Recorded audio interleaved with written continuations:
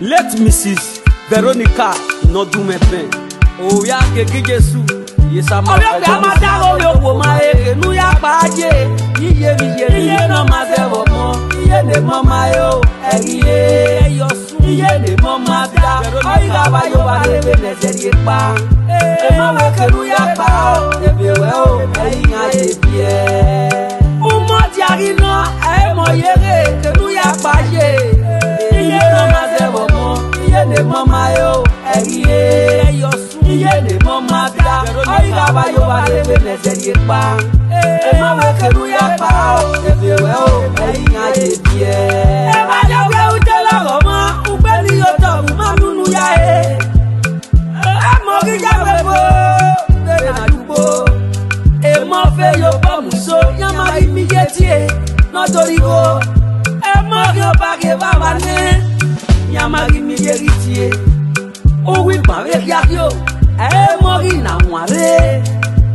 O we ti wo ya ka. E mo ri la nware.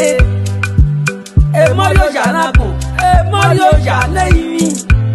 Agbon ye logo mo ni ye koko. Ama iwe ni ye fiya. Ugu wa na mi to ma pe. Ugu so ba lo yo me pe. Ugu ma e. Aderi je go me mo. Ugu ga nya wa ma. Oma e. Aderi je go me je. Ugu ga nya wa ma. Oma e. Aderi je go mo to. O ware we pika. Urelele o. Ije no koko mo se. Ije na ku no bioga. Agbon ma gbari o manu kwa. Ugbe ni yo to. Umami unu ya e. Diye to ga desi. Let Mrs. Veronica e no do me pen. No ko e woni le. Ugbigele. Iyo koriomo. Nokpa Ugbe 2005. April 5th. Mrs. Veronica. Iye yosun. Iye yosun. Yosun we lu le. E mo la vie o. E mo ya ga so. Oyo pe amada o yo wo ma e nu ya pa je. Iye no ma se wo mo. Iye ne mama yo. Iye yosun. Iye ne mama da. Oi ga ba yo ba le ne se ri pa. E mo we ke nu ya pa o. E bi we o. E nya e bie. O mo ti ari no e mo yere ke nu ya pa je. Iye no ma se wo mo. Iye ne mama yo. Iye yosun. Iye ne mama da. Oi ga ba yo ba le ne se ri pa. E mo we ke nu ya pa o. E bi we o. E nya e bie. E mo ni yesia e. Ba yo ba ga mebe. Adega na ru de no musu peke. E do be akon be mi amo e. E bere no buje. E bere no buje. La ru ga iso. Bob e buse. No ro e webo. No ro e jemi. La ga iso. Ijwe gori owa. Veronica no ye no do me pe. Gari bien Pastor Ben. E buse. Adesuwa e buse. La nu ga iso. Gari bien. Ije gori owa. Ije gori obesi ya momo. Ayo wa o le todo ma. Salide mutia. Salituda. Galiso ije gori owa. Ya wari do je were o bi ano ma ki ije.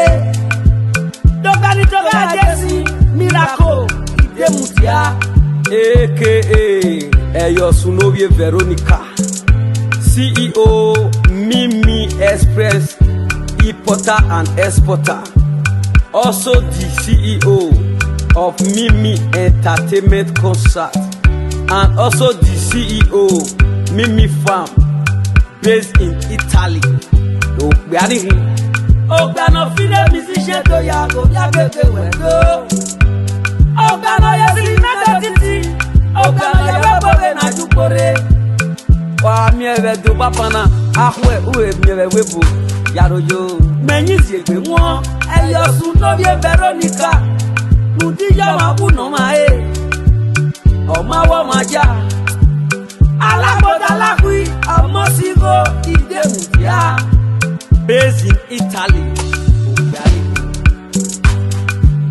Alagode mama, Alagode Veronica.